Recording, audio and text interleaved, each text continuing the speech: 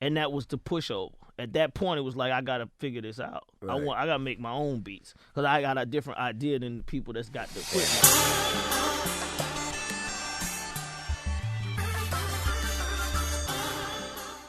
Okay. So then Chad and myself, we started rapping and performing together on the tour, which was in the last year of the tour.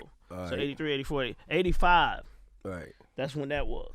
And we created songs that we would perform on the tour. Okay. So when I met Chad, I went to live in New York. Okay. And when I went to Brooklyn and stayed in Brooklyn, that's when I was really bit by the hip hop bug. Okay. And at that point, I met Fresh Gordon. I heard Big Daddy Kane. I saw people recording in the projects and making music, and I was like, Right. So it was like they had like studios in their house. yeah. Fresh Gordon had a studio in Fort Greene Projects in Brooklyn. Okay. And he was the one with the beats. So he'll have a studio, and he'll have Big Daddy Kane, Jay-Z, Jazzo. All these dudes was inside was making records in his house inside this, in the project. Damn. And this was what I was being filtered. Okay.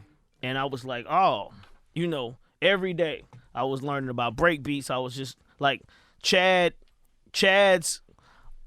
me and Chad's connection was 100% my drive to becoming a producer. Okay. So at this point, nobody was actually sampling beats and nobody was actually using break beats. And he and I was just sitting around talking about, we should rap over this and we should rap over this. So then I came back to Atlanta and I started pushing this.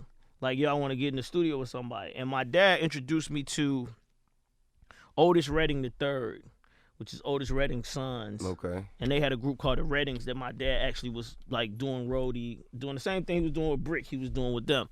But he was a little bit more into their thing, like almost like a road manager. And they had a studio in Macon, Georgia. Okay. Right? So we took a trip down to Macon, Georgia. Brought Chad from Brooklyn. He'd never been to Macon, Georgia before. It was like, you can imagine what that was.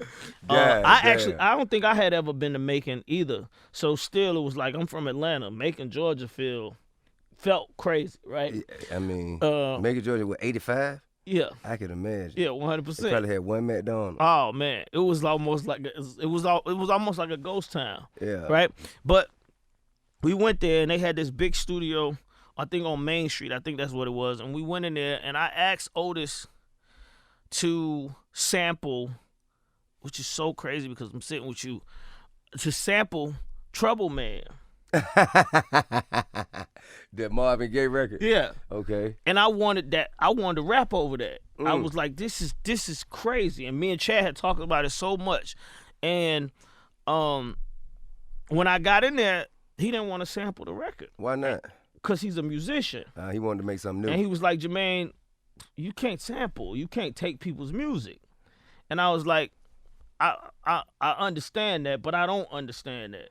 Like, I get you, but I want to rap over this, right? And he was like, well, let me make my version of this. Uh-huh.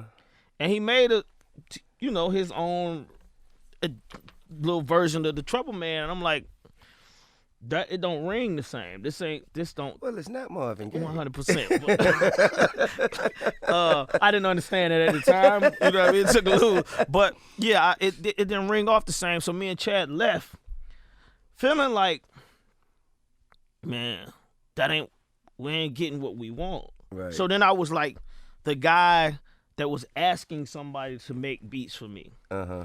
And that was the pushover. At that point, it was like, I got to figure this out. Right. I got to make my own beats because I got a different idea than the people that's got the equipment. Right. So.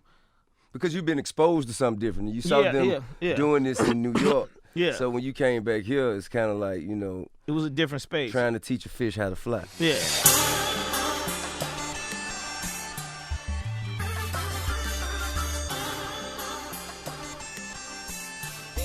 Watch your favorite episodes of expediTIously right now on the expediTIously YouTube page.